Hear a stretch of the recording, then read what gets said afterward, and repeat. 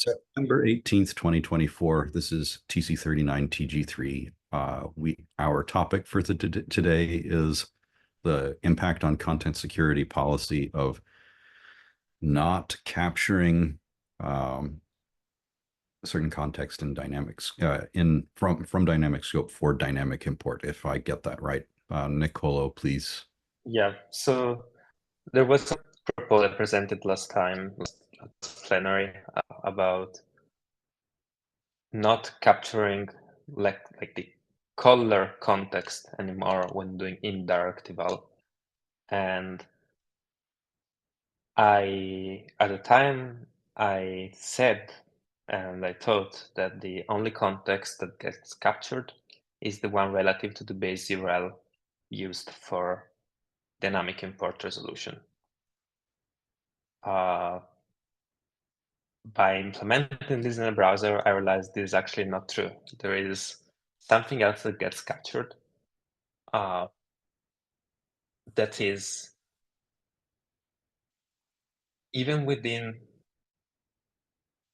so multiple script tags can have different privilege when running in a web page. Specifically, I guess one of them could have a nonce set and the other one could not. And so one of them would be blocked and the other one would not. So this is whether the script can run or not is not something that's like available like as ambient context in the realm. It's something that is propagated lexically, as in if in a given script you import a module, either dynamically or statically, the nonce is propagated through the import. And if you call eval in a script, the nonce is propagated through eval in the point where eval is called. So that then if eval has dynamic imports, it can like recursively propagate that nonce.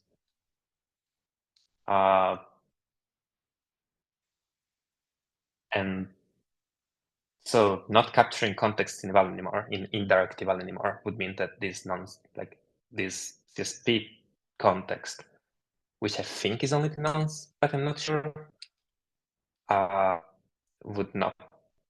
cannot be propagated anymore. So I guess it would probably apply to hashes as well, because it sounds like you're describing strict dynamic behavior in CSP. And so once the first script is loaded, bootstrapped into the page as approved, which could be a nonce or a hash, then further scripts it loads, it propagates the fact that it was an approved script. So it could be a hash, but it's essentially like an approval. It's not the specific nonce value that gets propagated. Okay. Is that how it's implemented today? Sorry. Yes. Got it. That's okay, how it's implemented. Yeah. So can I ask you repeat the question, Eli?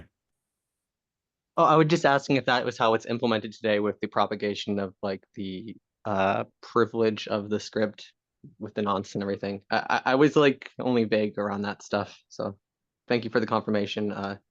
He was just explaining how that is. Yeah, let me say I'm only speaking for how it works in Mozilla. But I think that that's how it works because it's not a specific value. It's just, can you do it? And I don't know anything about indirect eval specifically. Yeah, so there is a WPT test that is, I would say, accidentally using indirect eval and relying and like asserting that something succeeds loading. The reason it's like accidentally using indirect eval is just because like instead of just calling eval, it has a list of things to check, and one of these things in the list is eval, and so then it ends up being an indirect call.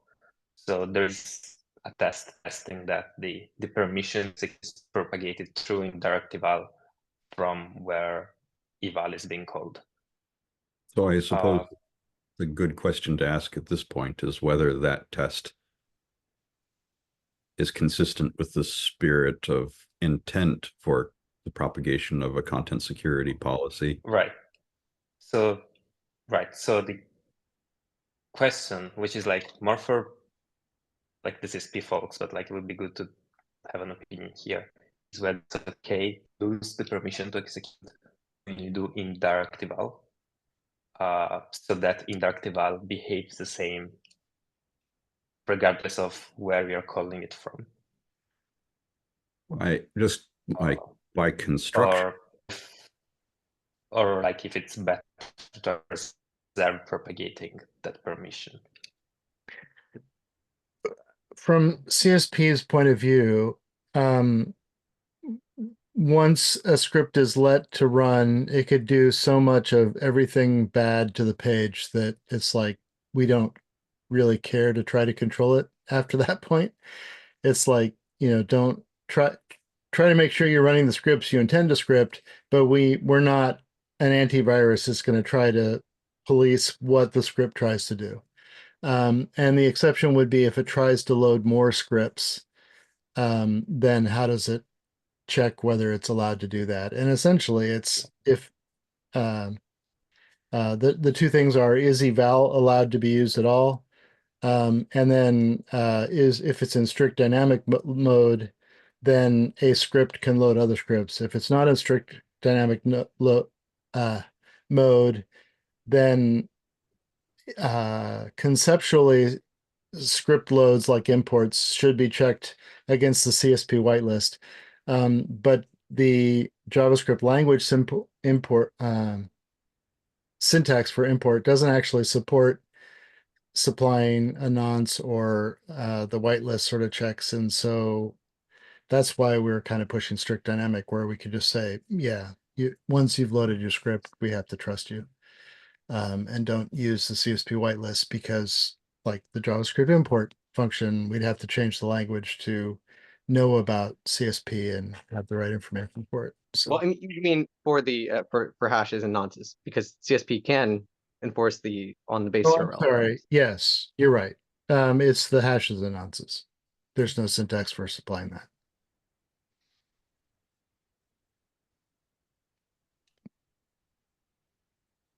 Okay. It'd be interesting if we had syntax. Go ahead, sorry. Yeah. So I guess like the concrete difference that this change make is that if you have a script that is allowed to load other scripts, this permission would not be like if you have a script tag that is allowed to load the scripts. So it's like a permission scope to that script tag and to things loaded to the script tag. If that script tag uses indirect eval, this permission would not be propagated anymore, so it will become more strict. Like I just don't know if people actually care about being able to load external scripts after that they already have access to eval. It sounds to me that it would be consistent with the principles of strict dynamic, as Dan explained them, if dynamic import did propagate the permission to execute from the caller to the callee. And that is definitely dynamic. Yes, but the question here is where the permission should be propagated also through the boundary, through the eval boundary. Like you have some code that calls indirect eval that calls dynamic import. So there are two places where this permission is currently propagated. And the proposal to make eval not indirect eval not sensitive to the caller would break one of these two links. Is there a way to have our cake and eat it? Possibly by having a separate channel?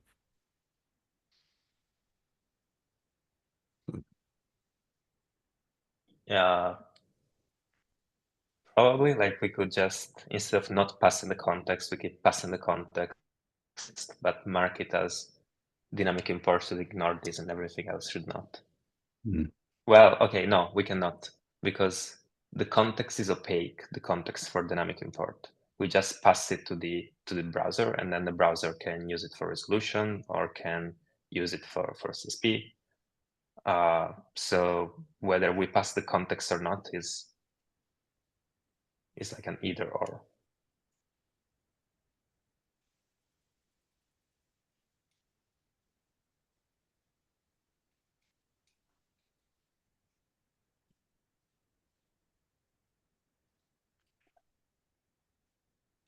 No, I think that we need to And- find a venue with people who have a strong feeling one way. Well, Yeah.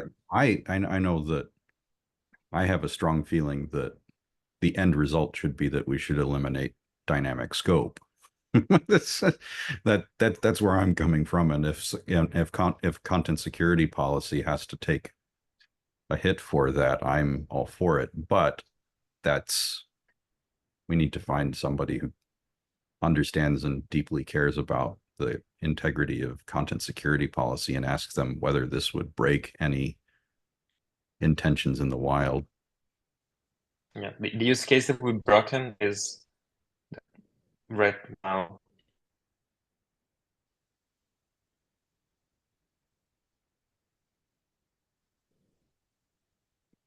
I I'm not manage sure the what. world. I manage the world's largest managed CSP service, but unfortunately, we don't use strict dynamic, so it's not a lot we can help here. We generate like only URL and path-based stuff. But yeah, from our perspective, there's nothing we can add. I wish there was more. Okay, well, I guess this is it for this. Yeah, I guess I cannot get more feedback from this group at the moment, so I'm satisfied with the discussion. Well, I really appreciated the context that Dan brought about what the intention was with strict dynamic. I did not know about this. All right.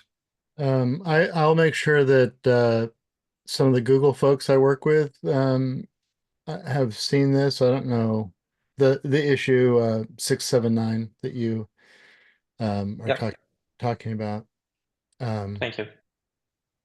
We have a TPAC meeting next week. I don't know if you're planning on going. And I will not be there. But I'll see if we have time to. We've got a bunch of CSP issues that are need to be decided on, and that may not be the best place for it, but we will have people there to talk about CSP. Okay, thank you. So thanks for bringing it up. I did not expect to see CSP in this meeting. So that it's something that started from one of these meetings, and so just brought back one of the effects. Yeah. Yeah. All right. Do we have anything else that we wish to discuss today?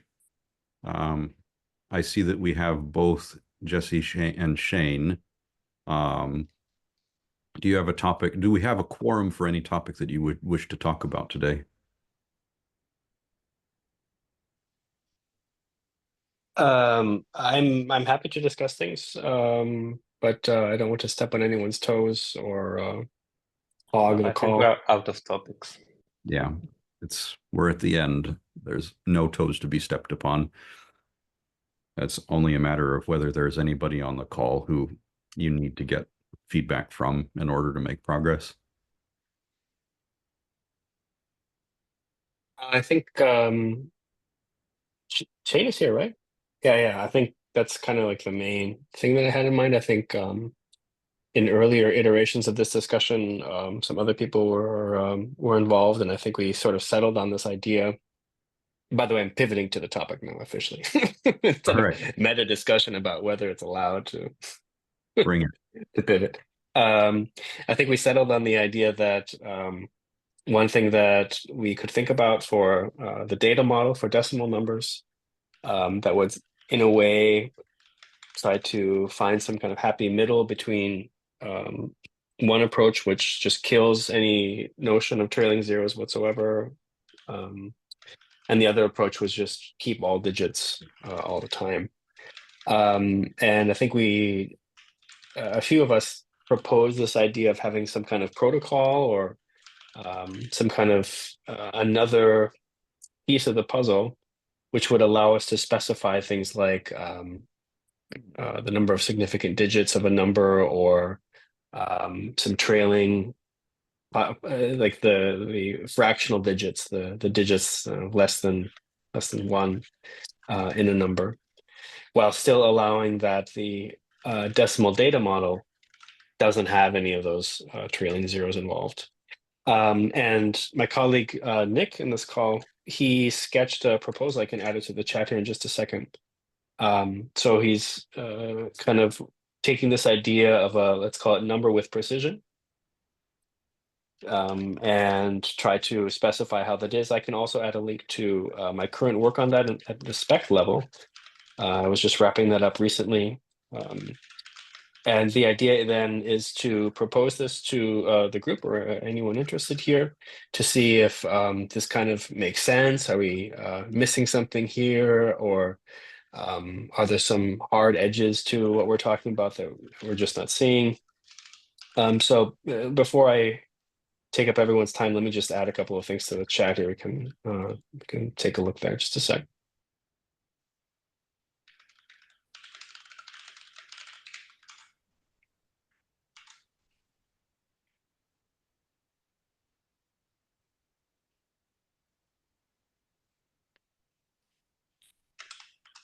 Feel free to share your screen.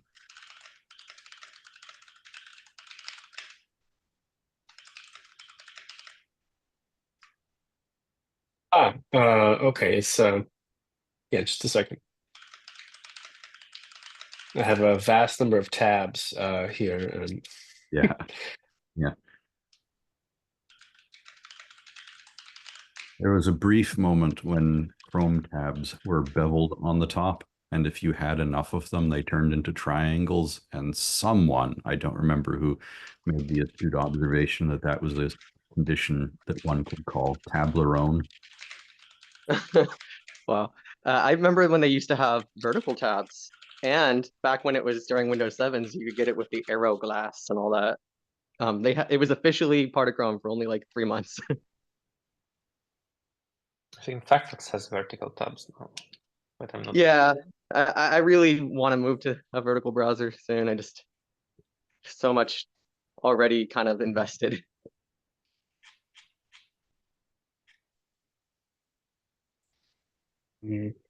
Is this visible? I think it should be visible. I'm looking at a PR in the decimal proposal. Okay. Yes. It's Just very the top much of it. zoomed in. Yeah, it's just the top of the PR, if that's your intention. So this is a lot of spec text here. Just a moment. Sorry for the popovers. Shall we look at maybe a diff? This is perhaps not the coolest thing. Let's see here. Do you maybe have a rendered version? No, I do not. I would need to pull that down. Okay. Just a moment. So I have a question, if I can start for the group. That is what we mean when we say a protocol. So what this request is adding is a method on decimal prototype that you call by specifying a number of digits, and it returns an object that carries the decimal and the number of digits. It's basically like toFixed, except that it doesn't convert to string yet. It just puts together the ingredients for them in toFix.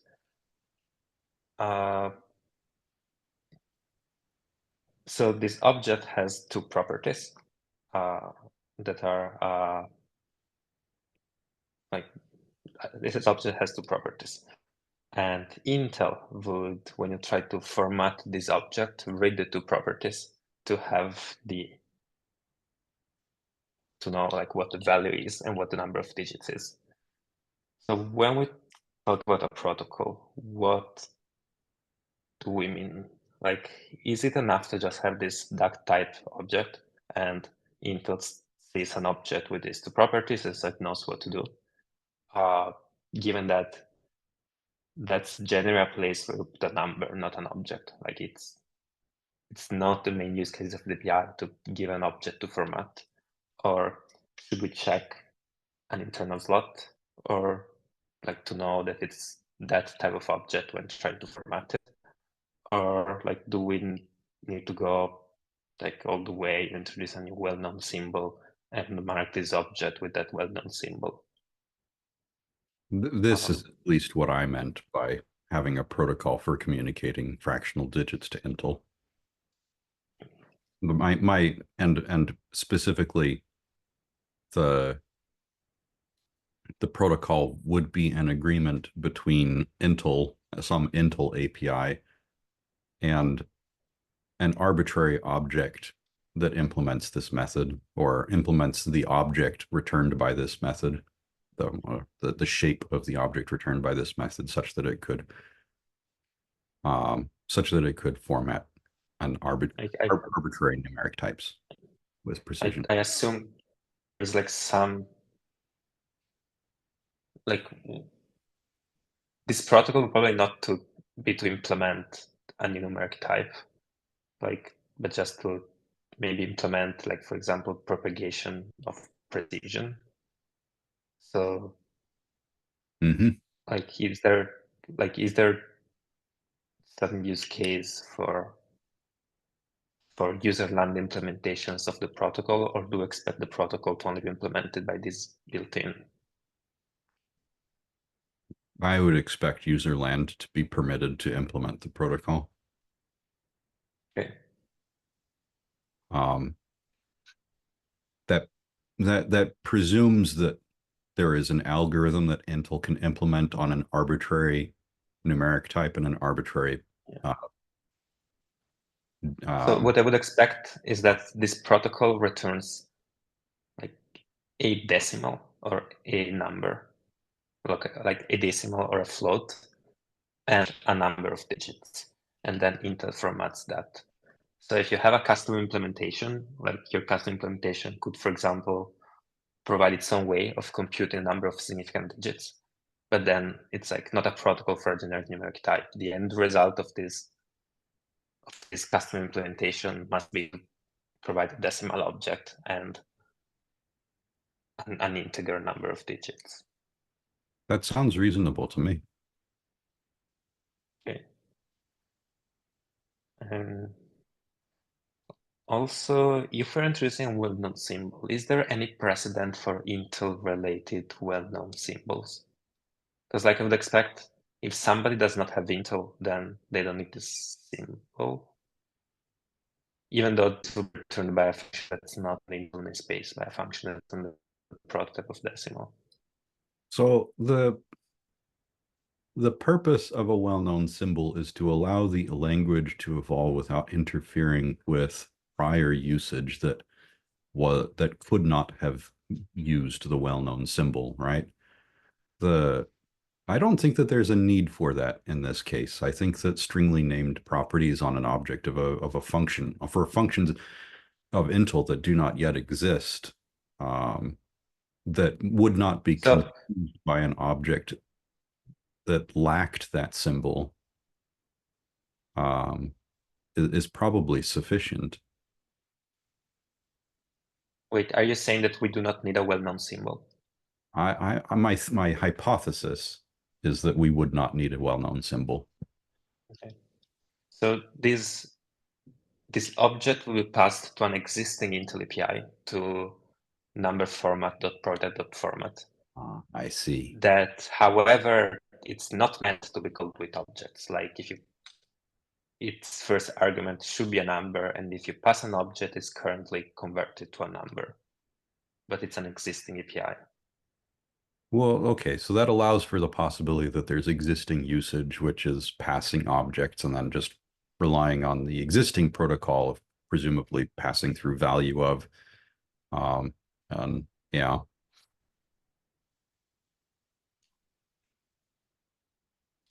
Okay. So, So adding a well-known symbol would eliminate any doubt that there's existing usage of objects that implement value of and also happen to have these exact method names or property names on that object. Eh. Yeah, I guess we've been beaten enough by Denable that we prefer to always have well-known symbols.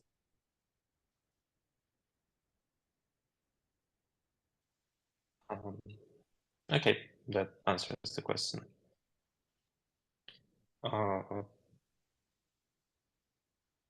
By the way, I'm a little bit embarrassed to say that this discussion here, this protocol, or however you want to call it, is a large surface area for bike shedding. We can talk about many different names of things. It's fine. I mean, if possible, I would like to try to separate that. There is a little PR, and you can join the PR and bike shed with me all day. One of the things that was unclear to me is whether these kinds of objects should be composable. Whether, for instance, it should be possible for these like with fractional digits. Terrible name, but I'll say it anyway. Whether that should be somehow also embedded as a number somehow, or is that illegal? Do we need multiple layers of composability here? I don't know. Again, the intended use cases I'm thinking of here have to do with Intel, but if there are other use cases, other ways in which numbers might be used, this is also a valid forum for discussing those kinds of concerns.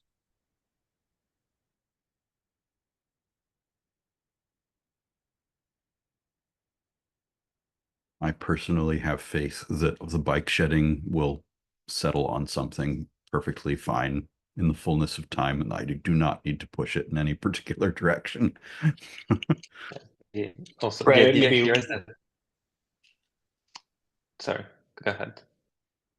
One of the I'm kind of asking myself to be shot in the foot. I'm shooting myself in the foot, but one of the things that could be discussed here is whether we're talking about with fractional digits, so something like a number plus information about something less than 0 or less than 1, I should say, added onto it, or are we talking about with significant digits, some kind of precision in the same sense that the 2 precision method is about significant digits. Intel has both, right? I mean, it has a way to control the number of fractional digits, it has a way to control the number of significant digits. One consideration is that if we were to have one, then you can kind of get the other one by doing a little bit of juggling. Specifically, or if do you we? have, if you know the magnitude and the number of significant digits, you can infer the precision, the fractional digits, but not the other way around, if I'm not mistaken. Well, you can also do the other way around. Right? The algorithm is that you log 10 your number, the magnitude of your number, so you round it up so that you get the number of like integer digits, and then you just add that number to the number of fractional digits, and you get the total number of significant digits. And for the other way around, you do the subtraction.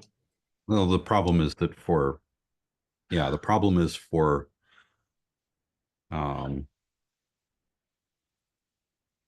problem arises for numbers that have a large number of zeros left of the decimal, that you lose information about how many of those are significant. You mean like 1,000? Yeah. In a Okay, so 1,000, the number of significant digits is. Yeah. I think maybe we could support like just having a negative number of fractional digits, where if they have 0 fractional digits, you run into the unit. If you have 1 fractional digits, you run into multiples of 0.1. And if you have -1 fractional digits, you're run into multiples of 10.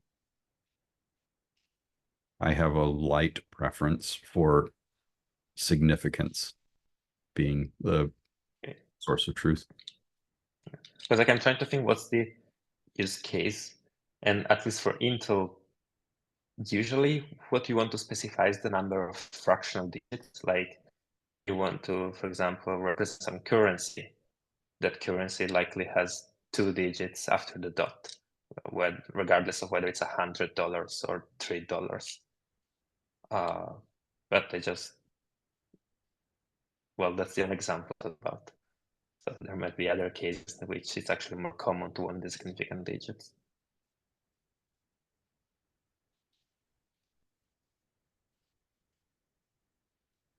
Yeah, the funny one is gas stations have vending gas with multiple with additional digits because they're multiplying. Yeah.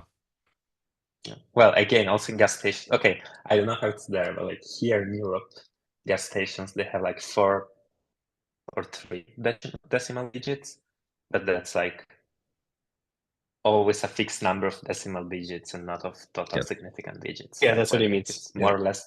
Yeah, that's okay. what I'm referring to. Yeah. I mean, another thing to think about here that we might be hinting at already is the notion of rounding and where rounding should fit into these things.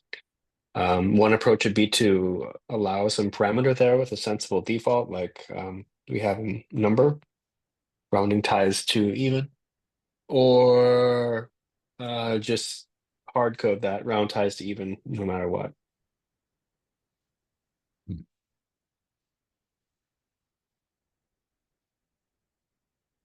I've always go with this hard code until somebody else asks for otherwise. Well, as long as we're bike. Yeah.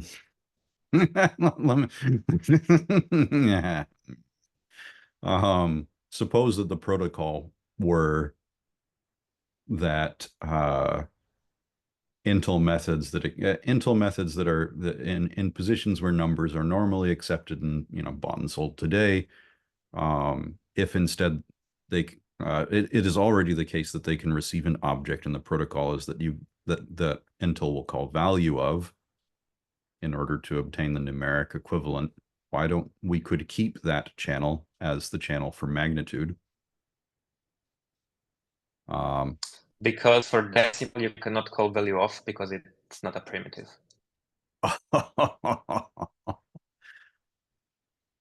Yet. Which That's means I actually think that here should not be a number, but it should be like the accessor should always return the wrapper project, even that's absolutely terrible. So, well, I guess if we're only adding this on decimal product, it's not that terrible. But like, I think the property name should imply that we're getting an object, so that if one day we will also add this method to number.prototype, because the use case is also there for floats. Like I want to have a float and I want to pass it to Intel, and I want Intel to eventually then display it with this amount of digits. Mm-hmm. I would like to see this to return the wrapper object even for float, so that it's like coherent with decimal. And if one have decimal primitives, in cases value of is the way to get the primitive, and then there is this property to get the wrapper object, which people should then not use at all if we have decimal primitives one day. So given, so I'm going to withdraw even my light preference for expressing in terms of precision instead of fractional digits on the grounds that this is a feature for Intel to infer specifically the fractional digits, which may not be consistent with precision at all. Precision or significance, it's just fractional digits. Saying what you mean is probably a better win, and it's not like this API would be useful for other. Well, you could have like a class that tracks the confidence interval of a value across operations, and that implements this protocol so that you can just pass an instance of this class to Intel. It knows how. And to format it. Yeah, and obligating that class to do the math to figure out what it means Yeah. by significance of fractional Yeah. digits. And that seems Because that class, yeah, that class is already doing a lot of math around that anyway. yeah, that sounds fine to me. Okay. To that end, for the bike shed, I would recommend naming the property fractional digits as opposed to precision or significance. And how do we all feel about numeric object instead of number? Because it's like returning an object, and it's not necessarily an object of type number. Value? Hi, Chip. Why don't you say something? I'm sure Chip has absolutely no opinions. I have opinions on everything. Sometimes my opinion is I don't care. Michael, was it you that said value? Yeah, value I think would work. It's also kind of like a significand.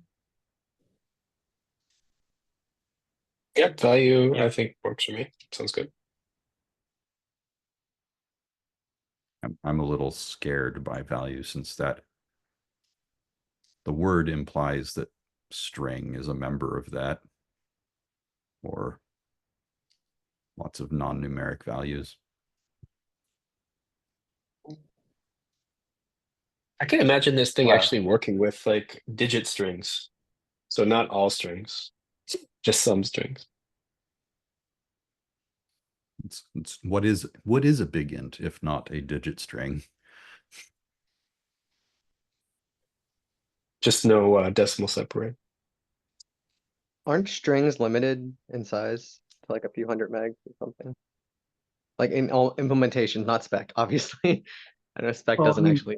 Yeah, specify. to be clear, you will eventually run out of even virtual memory. There, Yeah, of there is a course. limit. I was just wondering if there's like because obviously this would differ from like the implementer's cap if we wanted to think about that. The cap for strings, sorry, versus this theoretical big int or implementation. The language explicitly does not. Well, I think for begins, the language explicitly does not provide an limit, and it just implementation defined, the same as with the like call stack size, or like Got the it. maximum array buffer size. So I think in Chrome that's like 2 gigs or RAM divided by 5, whichever is larger.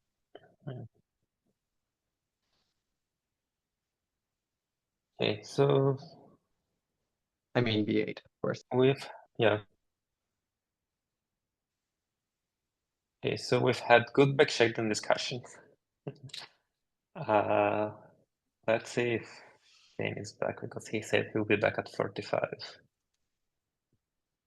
Well, there's nothing wrong with adjourning early since we've had a good conversation and are light on topics Yeah. today. I mean, so it would be good to know what, like, given that Shane is in this group, the one with the most Intel experience, it Oh, would yeah. be good to know how he feels about this. So, like, if he's gonna join in a minute, maybe let's wait Yeah, just to all right. We don't use even the opportunity. Yeah, so a brief intermission. Who's got good JavaScript jokes?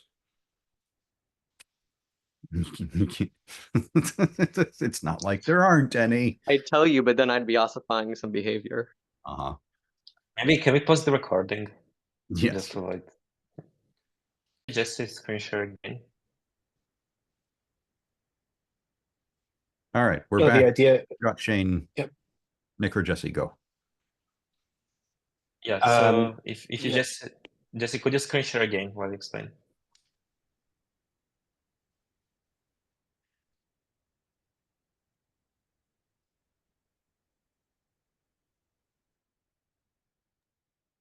Should be visible. Is it visible? Yeah.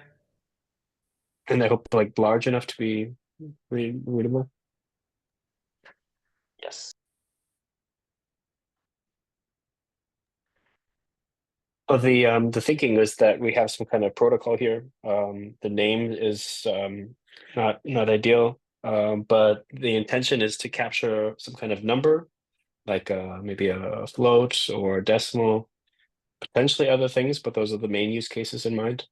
And then attach some additional information there about, for lack of a better word, precision, or the number of fractional digits or something like that. And then this object that we're talking about, this instances of this protocol,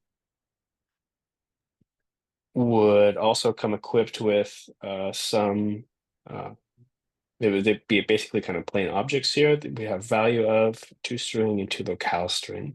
And the thinking here is that this is something that we could basically feed into Intel to get any extra information that is needed at any call to number format or plural rules. And so the idea is that on decimal prototype, there is a method, maybe if Jessica can scroll to that method, that like returns one of these objects. And this object will be marked in some way. Chris recommends a well-known symbol, or it could be duck typed. And when any Intel method that accepts a number receives one of these objects, it can extract the underlying value and the number of fractional digits from this object and use that as a default value if it was not explicitly written by an option in the like corresponding number format constructor, Intel constructor. So for example, if you create a number format object without specifying any number of minimum or maximum fractional digits, when you pass to format one of the objects returned by this decimal method, it would like get the precision from this object. And this object is just a wrapper around this number and this precision.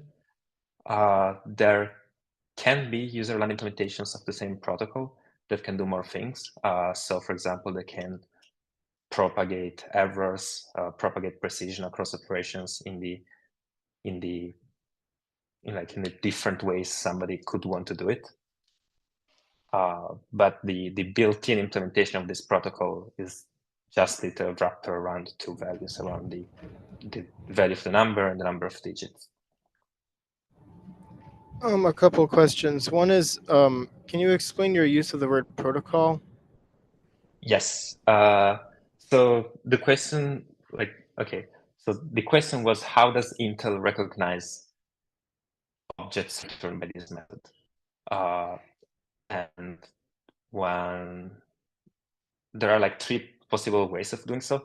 One is just by checking if there's an internal slot, which means that like it would literally just be the objects returned by these methods. There will be no user-learned possible implementations of it. Another way is to check, to like duck type this object. So the protocol to detect these objects could be, well, check if it has a precision or something, or like number of fractional digits property on it. The name is very much up for backshed. And if so, use this like special behavior for this object. Otherwise, fall back to the old behavior of just converting the object to a number. And then the third option is to introduce a well-known symbol, and these objects returned by this method would have that well-known symbol that is telling to Intel, hey, instead of just converting it to an object, you need to extract the numeric value and the number of digits. And then user-learned implementations could implement custom classes that have this symbol that do error propagation the way they want it to do. So there are like protocols here being used in this like, there are Okay, so your multiple proposal is meanings you could basically do the assign to that. second one, the duck typing one.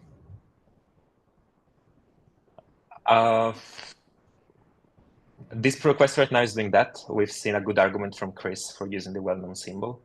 That is, well, you could already be passing an object to Intel, So, and like expecting Intel to convert, to just plainly convert it to a number. So having the explicit marker could be good. Okay, sure. That's something we can discuss later. That's fine. Yeah. Yeah. Okay, so my it looks like you're introducing something that has a prototype. Is that just like a spec language, or are you actually introducing a primordial for it?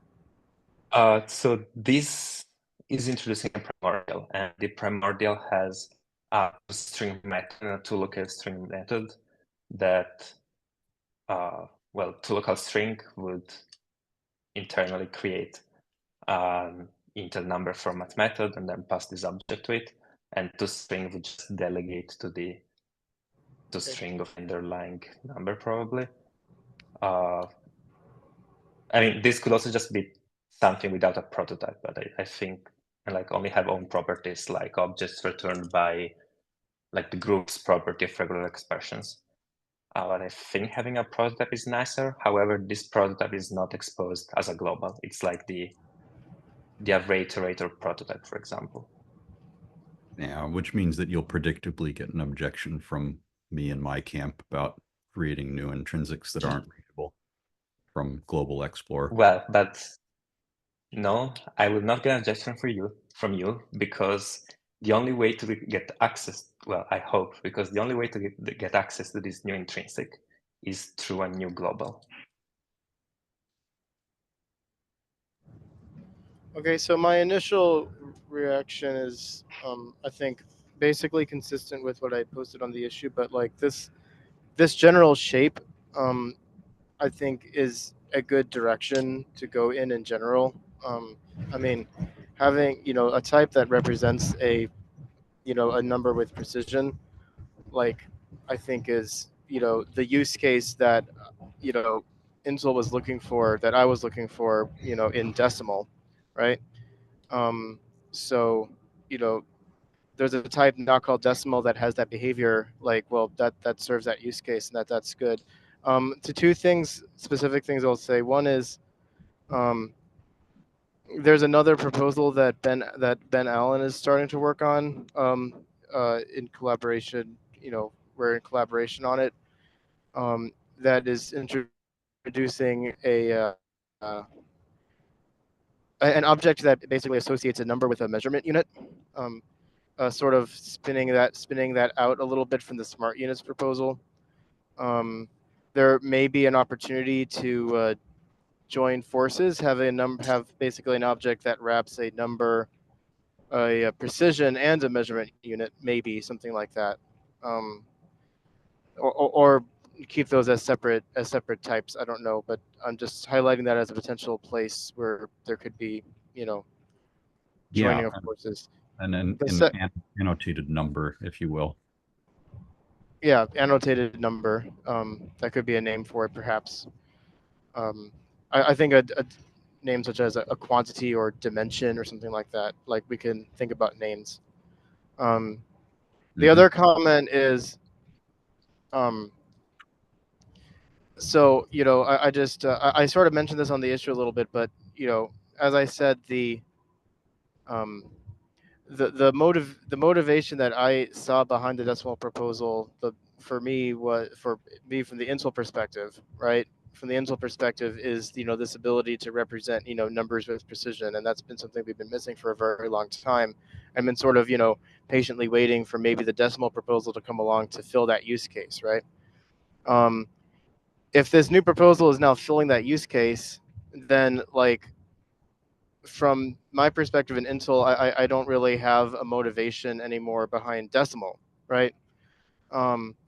So like, if the plenary, or like if TG1 believes that decimal is still motivated, like, that's fine. It's just that I'm not like, from my perspective, I'm not really like going to be advocating for decimal as being independently motivated, because this proposal solves that use case, and maybe solves it better, by the way, because you can be flexible with the type. You can even have a big int inside, which I think is kind of cool, right? So like, I think that's good. I'm not saying that's bad. I'm just sort of highlighting that as just for you know. Yeah, that will be shopping around for another champion Yeah. for the decimal. Yeah. So, So okay, Yeah, I think I that's have a actually. question. Oh, go ahead. Yeah, Yeah. I have a few questions. So the idea here was to introduce this together with decimal, because like we saw this as so small that like it's literally an object with two properties that we didn't think it was like, we didn't think to like try pushing it as a separate proposal. Do you think this should be a separate proposal from decimal under the Intel umbrella? And then separate question, but somewhat related, is so this is being proposed in this proposal to not be like an Intel.something object, but to be on the prototype of decimal, so that it's like even easier to reach for it. Like you have your chain operation decimal, at the end but with fractional digits. I assume Ben's proposal is going to be like a new Intel dot number with unit constructor or something like that. Do you have any preference and suggestion regarding these two things? That's a good question. I think that 262 is still the right place for this because there's nothing intrinsically Intel about being able to represent a number with annotations. I think that's it's, you know, I mean, there may be other delegates who have other opinions on that, but you know, I see this as, you know, like more in the like temporal type of proposal where like it intersects a lot with Intel, but it's not intrinsically an Intel proposal. I think this is just trying to solve the like presentation problem, right? This isn't this isn't tracking significance of the decimal, right? Well, it is like it's tracking significance, so that then when displaying the number, you can use that significance. Like I would assume this to, for example, round the I would expect this method to round the number to the given precision, for example. And But this is counting number of digits after the decimal, is it not? Am I confused? Yes, like to fixed. Okay, so that's different than significance. Yes. Well, you can convert between one and the other, but yes. You can convert from fractional digits to significance. Yes. You can convert from significance and magnitude to fractional digits for sure. As I pointed out earlier, 1000 is ambiguous without. Yeah, okay. unless your fractional digits are negative, as Nicolo proposed. Okay, sorry, I'm getting a little bit too off track. The reason I brought that up is, if it's just the fractional digits part, then it seems like it's just for presentation to me, which seems more of an Intel thing, an Intel thing. But if it's also meant to be used for tracking precision, and like somebody might build up an arithmetic library that tracks precision in a way that's appropriate for a specific domain, then I can see it being like a 262 thing. So I guess it's more about like what the problem space, like the declared problem space is. Yeah, I think if I understand Shane's feedback correctly, Shane defines the problem space as a matter of representation and not propagation. And that propagation of significance could be solved in userland, as you say, a number of different ways. As long as there is a way that I believe Shane at least is satisfied. I imagine that there are another thing that I like about this proposal is that it makes clear that there can be a wide variety of different implementations of this protocol that we can experiment with in user space before we talk about bringing it to 262. So it might be that the shape of this is that there isn't a constructor. Maybe we just establish a convention up front for that Intel can take advantage of for the purposes of this of using this protocol, and leave all implementations in user space, at least in the interim. Yeah. As the timekeeper for this meeting, I know we're a few minutes over time. I think we've had a great conversation. Yeah, put your topics on the agenda for next time. Okay. Thank you. So on our side, we'll talk with Ben to discuss more about this number with units proposal to see if we should work together or not. Thanks, everyone. Okay, sounds good. Thanks a lot for your time. Goodbye. Thank you. See you.